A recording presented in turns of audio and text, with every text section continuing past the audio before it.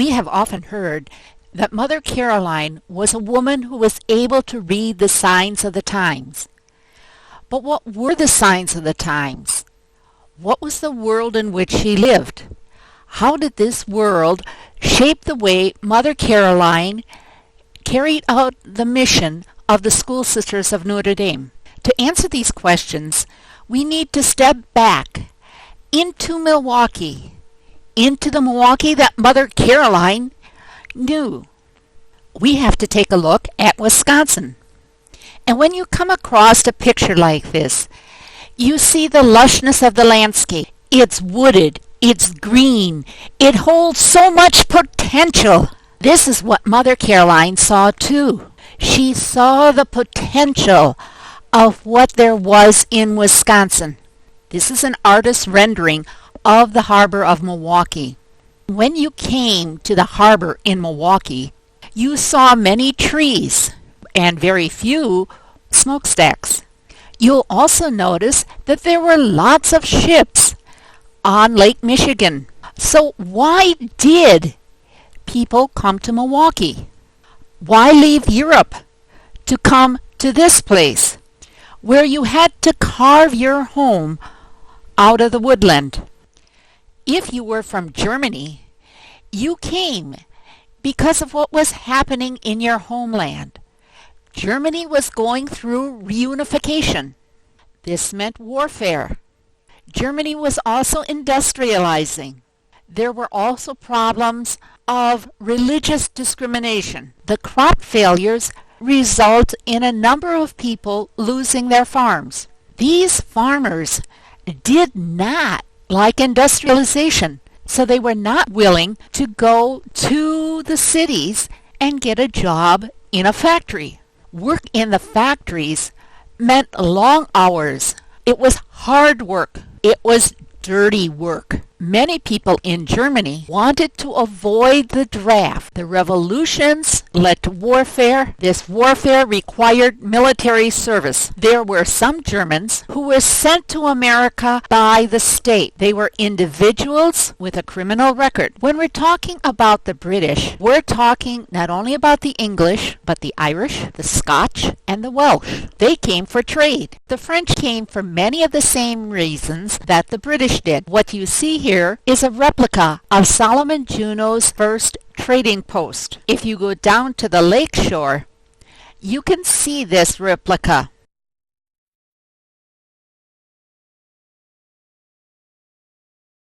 You can see the goods he had in this post. Doesn't it just make you want to go out and buy something?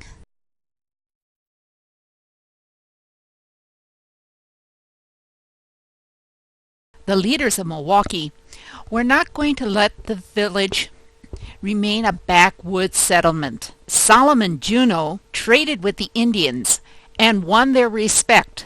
If they did not behave in his trading post, he literally picked them up by the breeches and threw them out. Byron Kilbourne, he was someone who wanted to transform Milwaukee, and by extension Wisconsin, into an industrial powerhouse. George Walker, the other member of the trio, was a little more gentle in his approach to the type of leadership he gave to Milwaukee. Now, Byron Kilbourne and Solomon Juneau got into many disputes. They did not see eye to eye on many issues. And if you go downtown Milwaukee, you'll notice that the streets do not line up. And that's the result of these two gentlemen disagreeing over the layout of the city of Milwaukee. There were some points, however, on which they agreed. As Wisconsin was going through the process of becoming a state, all land had to be surveyed and new titles had to be issued. And that's when land speculators moved into the territory and tried to take land that had been developed by the early settlers. Now, Juneau, Kilbourne, and Walker felt this was wrong. And so, on the day of the issuance of the titles, they hired some very burly men to be in the crowd. When the land speculators bid on the settlers' land, these burly men would move alongside of them, alongside the speculators, and would pressure them, first just trying to intimidate them with their presence. If that didn't work, then they took them down to the river and held them underwater until they backed off. A little bit of frontier justice at work. Now, the three men also saw eye to eye on the need for the expansion of Milwaukee. One way that they felt this could be accomplished is if the city owned a ship so that the city could maintain a constant flow of goods and people through the Great Lakes. So the city agreed to purchase the SS City of Milwaukee. This ship was built in Buffalo. However, the company that built the ship was reneging on the delivery of the ship. So Juneau arranged to have a few men go out and get the ship. The company that built the ship was upset when their ship disappeared. They came to Milwaukee, intent on filing suit against the city and the mayor. But Juneau, Kilbourne, and Walker had discussions with the judges, and lo and behold, not a single judge would agree with the company on their right to take back the SS City of Milwaukee. It's into this rugged frontier town that a young woman came, and she was going to make a difference. She was going to transform this frontier area through education.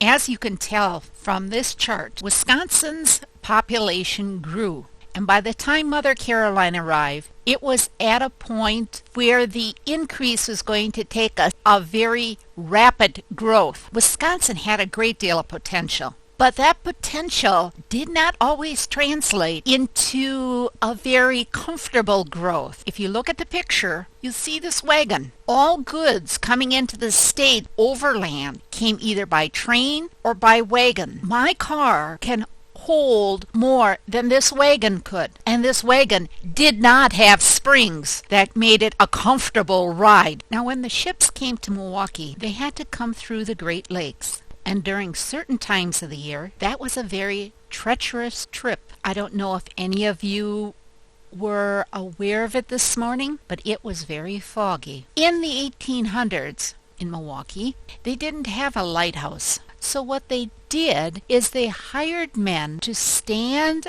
on the piers and hit the piers repeatedly with a slapstick. This would send an echo out across the lake, warning the ships that they were coming into harbor. I don't know about you, but I would find it very difficult to do this for more than 10 minutes. Now, they also inspected the ships, make sure that none of the passengers were infected with cholera or smallpox. If they found that you were infected, were kept on ship, and the ship was kept away from the pier. They were not going to let anyone come into harbor.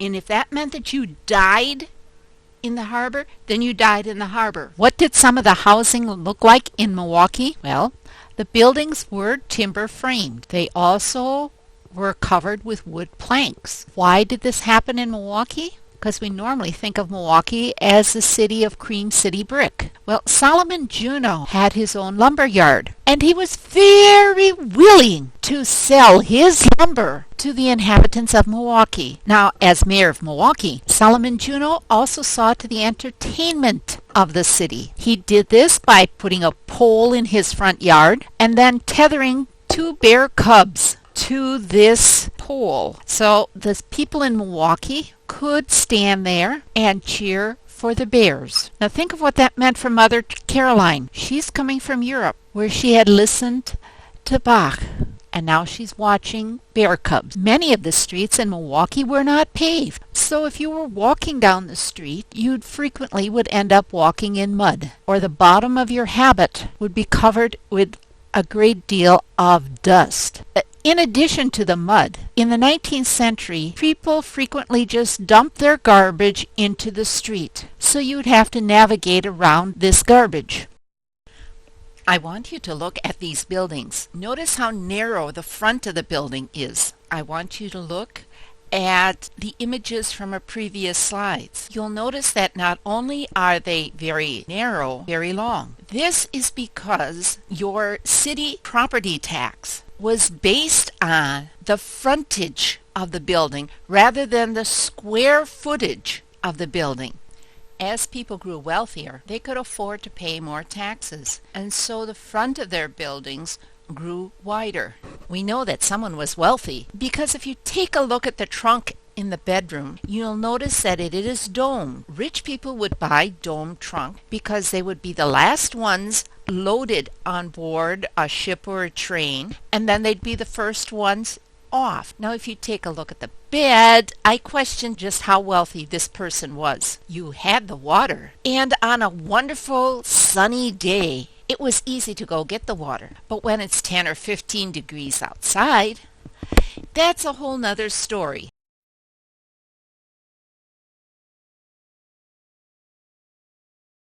This is an image of downtown Milwaukee at the start of the Civil War. Notice that the streets do not line up.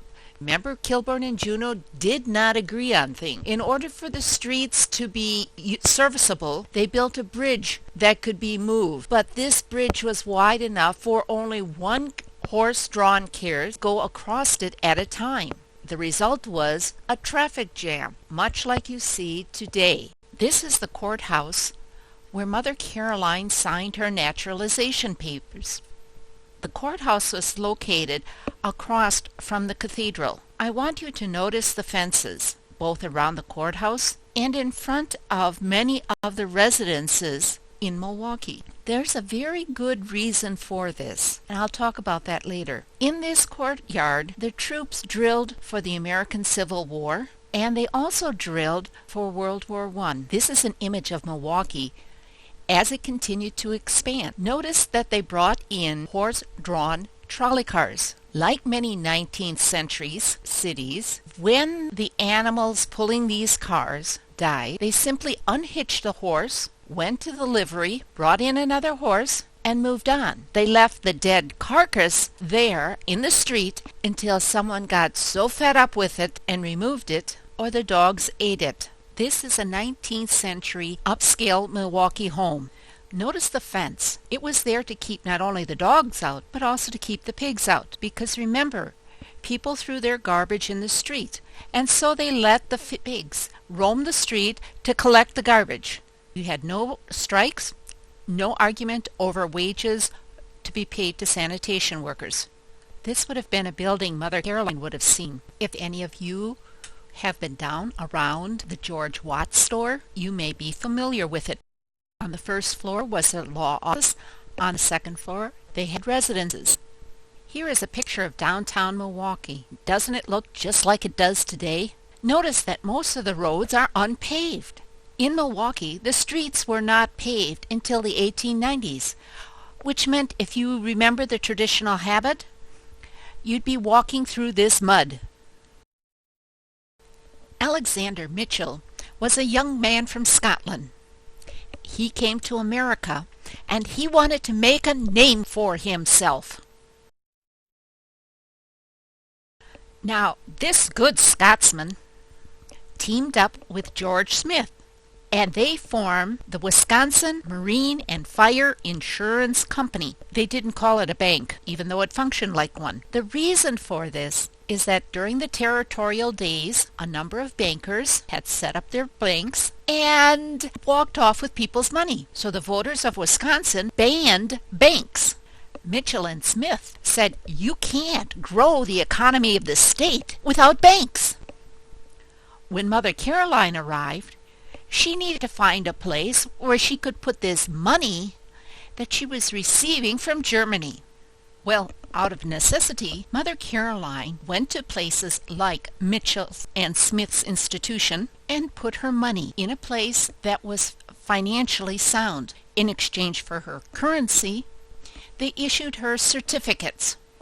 Mother Caroline could then go to local merchants and use those certificates in place of money. Now, bankers in other states were growing jealous of the power of the Mitchell-Smith Bank, and so they engineered a run on the bank. Mitchell caught on and stopped it. The bankers then went to the state legislature and said, look, they're violating the laws. The legislature investigated and did find that Mitchell had violated the law. When they confronted Mitchell, he said, what are you going to do about it? The legislature really did nothing at the moment. Instead, they put it to the voters of the state, and the voters of the state agreed to have banks in the state of Wisconsin, providing that they were chartered, and follow the example of the Mitchell Bank. Mitchell's home was a symbol of the power that he had in the community. He was involved in all parts of the financial, industrial, and transportation segments of the city. Here you have an image of the brewing industry. Milwaukee is famous for the large number of breweries. But I don't know if you know that this industry was started by 2 Scotsmen, not by 2 Germans. Some of the buildings that made up the beer empire in Milwaukee still remain. At one time, there were over 300 breweries in the city of Milwaukee. Here is one of the many parks in the city of Milwaukee, and the Schlitz Brewery in the background.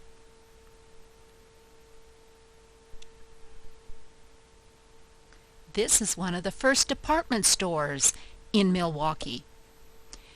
It remained open from the time of Mother Caroline until the Great Depression. It was located at the corner of 4th and Wisconsin. Mother Caroline spent many hours on the trains, and it was from this train station that she began many of her journeys to the various parts of the country.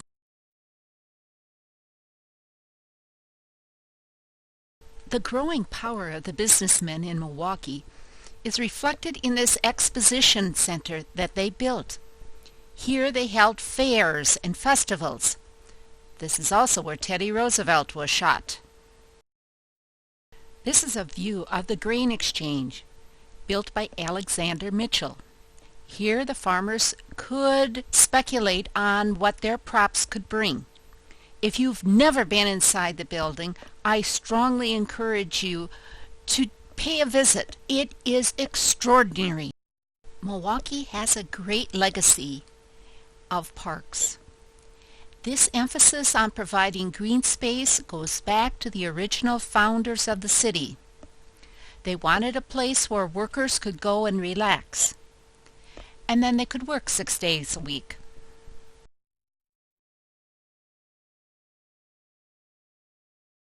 This firehouse, located on Brady Street, is still in existence. It was from this firehouse that firemen saw smoke coming out of the Milwaukee Street Mother House. And they organized the men and they went charging over to that Mother House. Mother Caroline was there, and she would not let them in. She had organized the sisters, and they had put out the fire that had started in the Guardian Angel study hall. The firemen were quite put out, but Mother Caroline said, no, thank you very much. Now leave. The timber industry was a major part of the economy of Wisconsin during the time of Mother Caroline. If you look at the size of those logs, you understand how this fueled the lumber industry and the paper industry. Besides the growth, Mother Caroline had to deal with some of the negative sides of 19th century America, one of which was the Know-Nothings. Their banner proclaimed, I know nothing but my country, my whole country, and nothing but my country. They were strongly anti-immigrant. Then there were the freethinkers, German liberals, who some felt were too liberal when they denied the need for the existence of God. Finally, there were the anti-Catholic forces. This church, a Methodist church, doubled as a city hall. It also was the scene of a riot. William E. Leahy came to Milwaukee promising to tell all the evils of the Catholic Church, of the priests, of the sisters. Well, the good Catholics of Milwaukee came to this church to hear, and as soon as he started to speak, they created a riot. They threw pews out of the window, followed by the people who were on the pews. It was so bad, the mayor of Milwaukee had to call in the fire department to escort the speaker back to his hotel. Pictured is Holy Trinity. At this parish, Mother Caroline had to deal with a great deal of anti-Catholic sentiment. It was so severe that she ended up purchasing a special wagon that would bring the sisters to and from the Mother House. At the time of Mother Caroline, the skill level of medical care in Milwaukee was not good. The Sisters of Charity did have a hospital, but it was rather limited as to how many people it could serve. Pictured here is the German section of town. As the population continued to grow, the need for better medical care increased. The first emergency hospital was created in 1888. It had been a police station. Smallpox was greatly feared throughout the 19th century in the United States. People who contracted the disease were arrested and taken to the pest house. This had no regard for any status within the community. Priests, sisters, lay people, children, criminals made no difference. If you were infected, you went to the pest houses. Frequently, schools had to be closed. After one such incident, Mother Caroline ordered that all children attending her school would be vaccinated. Many in the German American community feared vaccination, but they trusted her and allowed their children to be vaccinated. Initially, during the Civil War, the Union Army refused to recognize Catholic chaplains. The German immigrants refused to serve, especially those who were Catholic, if there was no Catholic chaplain. This raised the anti-Catholic tension again.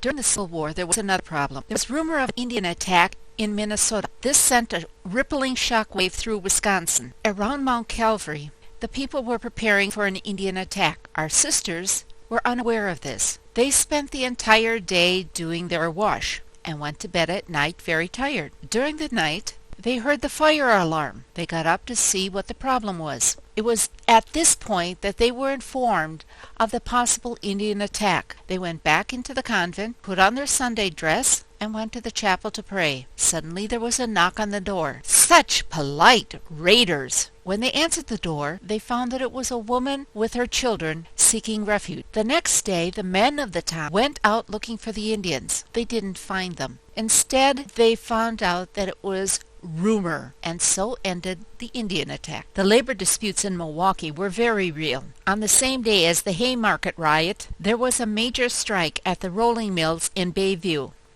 This pitted the German immigrants against the Polish immigrants, which meant that Mother Caroline was caught between two of the immigrant groups she served. The Polish workers gathered at St. Stan's, which again put Mother Caroline in a very tenuous situation. In the late 19th century, Milwaukee city officials were looking for ways to increase tax revenue. They looked at the Milwaukee Street Mother House. They believed that there had to be something more than just a home for sisters there. Mother Caroline and Father Abelin informed the officials that it was a school as well. During the tour of the facilities, the armoire that you see pictured in the background, as well as many others like it, saved the community a great deal of tax money, because at that time, for every built-in closet, you paid additional taxes. The big fight in Wisconsin was over education. Who would control it? What would be the length of the school day? What the school year? Which subjects would be taught, and in what language? Some saw it as a fight between immigrants and nativists. Others saw it as a fight between Catholics and non-Catholics. But actually, it was a fight also within the Catholic Church. These children are from Burlington, a school that Mother Caroline founded. And Burlington was a rather tough town. Here, the pastor was tied up and his safe blown with dynamite and robbed. They even took his shoes. The thieves also took the dog that the parish had given to the sisters for protection. Now, much of the mischief happened when the sisters went to the Mother House for their annual retreat.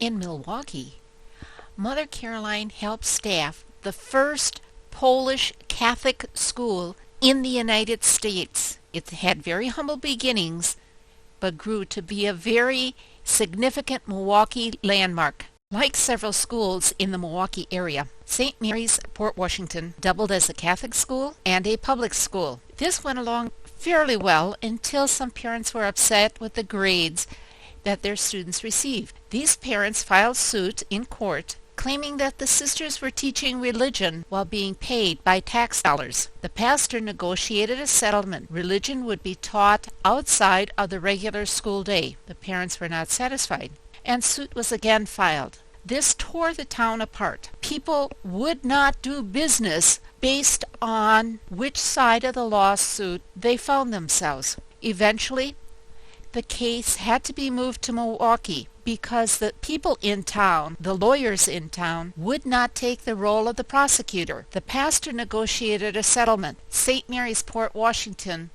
would cease being a public school.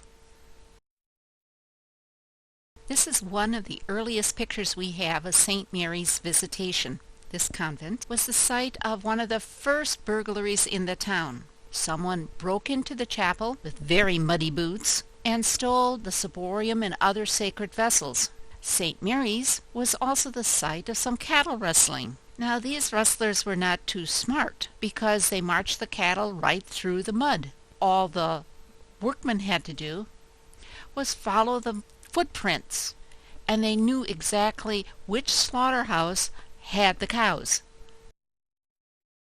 Belleville, Illinois, is a long way from Milwaukee, yet it has many things in common with many of the parishes in Milwaukee. It was founded to counter the anti-Catholic activity in that part of the state.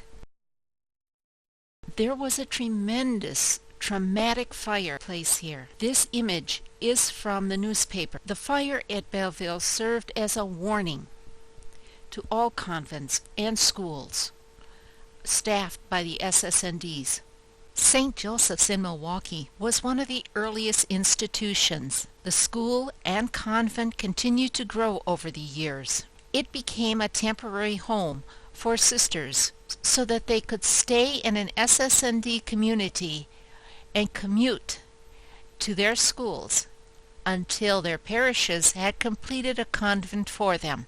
The story of Beaver Dam puts a fun twist on the rivalry between the Catholic schools and the public schools. One year, the city fathers in Beaver Dam decided to invite the lowly Catholic school students to the county fair, to the academic competition. Lo and behold, the Catholic school beat them. The next year, the Catholic schools were not invited, and the people of the town wanted to know why. Again, when the fair came around, they were invited, and from that point on, the Catholic school continually beat the public school, much to the chagrin of the public school teachers. St. Francis was a Capuchin parish here in the city of Milwaukee. As part of the labor agreement between the SSNDs and the parish agreed to pay the sisters in vegetables, firewood, coal, beer,